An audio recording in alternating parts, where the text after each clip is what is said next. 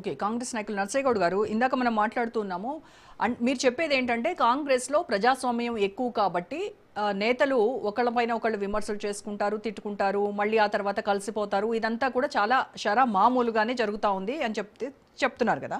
So సరే, ఆయన ఫ్రస్ట్రేషన్లో ఆయనకు మంత్రి పదవి రాలేదు అనేటువంటి ఒక అసంతృప్తితో ఆయన చేసినటువంటి ఆరోపణలు వాటిగా మీరు చూస్తున్నారు కదా. నేను ఒకటి అడుగుతాను, అవినీతి ఆరోపణలపై రాజగోపాల్ రెడ్డి చేసినటువంటి కామెంట్స్ను మీరు ఎట్లా చూస్తున్నారు, కాంగ్రెస్ పార్టీ ఎలా చూస్తోంది? అంటే పేదవాడికి 5 లక్షల రూపాయలు ఇందిరమ్మ ఇల్లు ఇవ్వడం కోసము 500 కొర్రీలు పెట్టేటువంటి ప్రభుత్వంలో మనం పనిచేస్తున్నాము. కానీ ఒక్కరికి మాత్రం లక్షల కోట్లు దోచుకునేటువంటి అవకాశం ఉంది. ఆయన లక్షల కోట్లు దోచుకుంటున్నా కూడా ఎవరు ఏమీ మాట్లాడరు అనేట అర్థం వచ్చేలాగా రాజగోపాల్ రెడ్డి వ్యాఖ్యలు ఎలా చూస్తున్నారు మీరు చెప్పండి. రోజా గారు, మీరు కరెక్ట్ విషయం అడిగారు. ఎందుకంటే ఈ మిగతా విషయాలన్నీ వ్యక్తిగతమని మనం చెప్పినా ఈ విషయం మీద మాత్రమే రియాక్ట్ కావాల్సి వచ్చింది అన్నట్టు మహేష్ కుమార్ గౌడ్ గారు. ఏంటంటే ఇప్పుడు వారు ఏమంటున్నారంటే ఈ 5 లక్షల రూపాయల కొరకు 500 కొర్రీలు పెట్టిందని అంటున్నారు. ఇప్పుడు మీ దృష్టిలో కూడా ఉంటుంది, మీ దగ్గర కూడా సమాచారం ఉంటుంది. ఎవరికైనా ఇందిరమ్మ ఇల్లు కేటాయించాలంటే దానికి విధి విధానాలు ఉంటాయి. ఈ విధి విధానాలు లేకుండా మొత్తము ఏ ప్రభుత్వం కూడా ఏ రాష్ట్రంలో ఏ దేశంలో కూడా ఎవరికి ఒట్టిగానే వచ్చినట్టు పలారం మర్చిపెట్టినట్టయితే ఉండదు కదా. దానికి కొన్ని విధి విధానాలు ఉంటాయి. విధి విధానాల్లో పెట్టిన వారికి వస్తాయి అనేది. దాన్ని కూడా అంటే అధికారంలో ఉన్న ఏ పార్టీ అయినా విధి విధానాలు విడుదల చేస్తా. ఆ విధి విధానాలు ఏదన్నా 1, 2 అటు ఇటు ఉన్నా సర్దుకొని పోతుంది, లేకపోతే దాన్ని తక్కువ చేస్తుంది. అంతే తప్ప దాన్ని కూడా ఒక ఇష్యూ చేసి మాట్లాడిందంటే ఆయన వ్యక్తిగత ఆక్రోశం అని అనకపోతే దాన్ని ఏమంటాము? ఇప్పుడు ప్రభుత్వంలో ఇందిరమ్మ ఇళ్ళ విషయంలో వారు మాట్లాడిన మాటలు వ్యక్తిగత ఆక్రోశాన్ని దీనికి కలిపి మాట్లాడినట్టుగా మనం చూడాలి తప్ప వాస్తవంగా దాంట్లో అవినీతి ఏముంటుందండి? ఇప్పుడు వాళ్ళు టైం ప్రకారం ఫస్ట్ 100 రూపాయలు పెట్టి అప్లై చేస్తారు, తర్వాత ఒక 10,000 రూపాయలు కడతారు, ఆ తర్వాత డ్రాలో వెళ్తే 10,000 కాక మిగతా డబ్బులు కట్టాలి. లేదు అంటే 10,000 వాపస్ చేస్తారు, ఒక 100 రూపాయలు మాత్రం రాదు. దీంట్లో అవినీతి ఏముంటుందండి?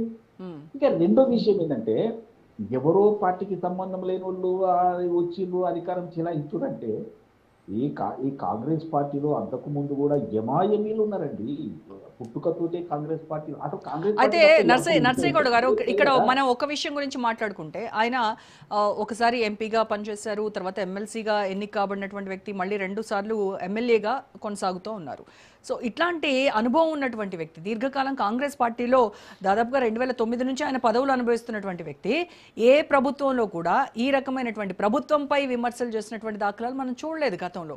ఏమన్నా ఉంటే చిన్న చితకవి తప్ప ఇంతగా మీడియా దృష్టిని ఆకర్షించే, ప్రజల్లో ఒక చర్చని రాబట్టేటువంటి వ్యాఖ్యలుగా అయితే మనము గతంలో చూడలేదు. కానీ ఇప్పుడు ఈ ప్రభుత్వం పైన, ఈ సీఎం పైన, ఈ మంత్రుల పైన, ఈ కేబినెట్ మొత్తం పైన ఆయన ఈ రకమైనటువంటి విమర్శలు ఎందుకు చేస్తున్నారు? కేవలం మంత్రి పదవి కోసమేనా? వాస్తవం ఏంటంటే ముఖ్యమంత్రి పార్టీ మీద ఇప్పుడు కొంత అట్రాక్ట్ అయ్యే విధంగా కనిపిస్తున్నాయి కాబట్టి ఇమీడియట్లీ రియాక్ట్ కావడం జరిగింది, చర్చించడం జరిగింది, హైకమాండ్ దృష్టికి తీసుకుపోవడం జరిగింది.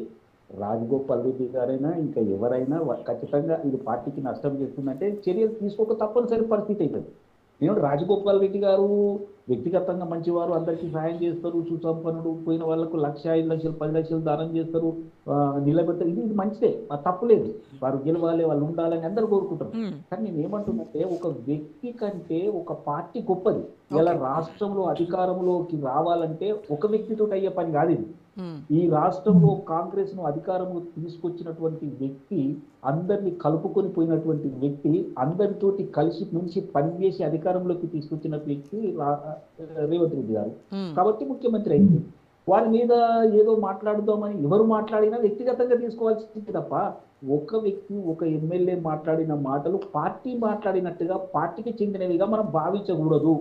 వారు మాట్లాడడంలో, వారి ఆవేదన ఎక్స్ప్రెస్ చేయడంలో నేనేం తప్పుపడట్లేదు. ఎందుకంటే వారికి మంత్రి పదవి ఇస్తానన్నమాట వాస్తవమే, కానీ ప్రస్తుతం ఉన్న పరిస్థితులలో దాన్ని అడ్జస్ట్ అవుతుందా కాదా తెలియదు. అరే మంత్రి పదవి ఏందండి? రాజగోపాల్ రెడ్డి గారు కరెక్ట్గా ఉండి వాళ్ళతో మాట్లాడితే రేపు అధికారంలో రాహుల్ గాంధీ గారు ప్రైమ్ మినిస్టర్ అయిన తర్వాత ఏ రాష్ట్రానికైనా గవర్నర్గా పోవచ్చు కదండి. తెలంగాణకు సీఎం కూడా అవ్వచ్చు. తెలంగాణకు సీఎం కూడా అవ్వచ్చేమో. ఎస్ అవ్వచ్చు. మరి ఇప్పుడు పార్టీని వ్యతిరేకించిపోయిన వాళ్ళ పరిస్థితులు ఏమైనా మనకు తెలుసు కదా. కాబట్టి నేను ఏమంటున్నట్టే రాజగోపాల్ రెడ్డి గారు మంచోడు, అందులో అనుమానం లేదు, దయాగుణం గలవారు, డబ్బులు ఉన్నవారు, అన్నీ ఉన్నాయి.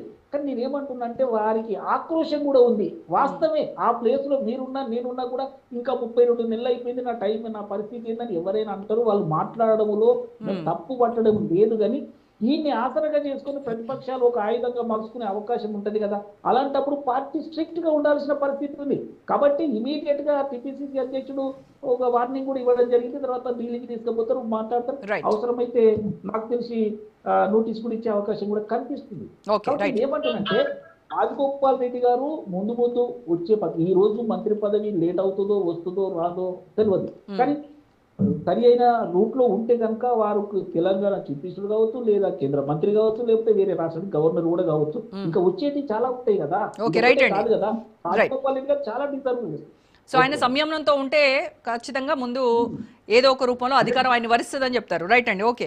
సో బీఆర్ఎస్ నాయకులు శ్రీనివాస్ గారితో మాట్లాడదాం. శ్రీనివాస్ గారు, ప్రతిరోజు కూడా ప్రతిపక్షాలు కాంగ్రెస్ ప్రభుత్వంపై ఏవైతే విమర్శలు చేస్తూ ఉన్నారో ప్రభుత్వ సంక్షేమ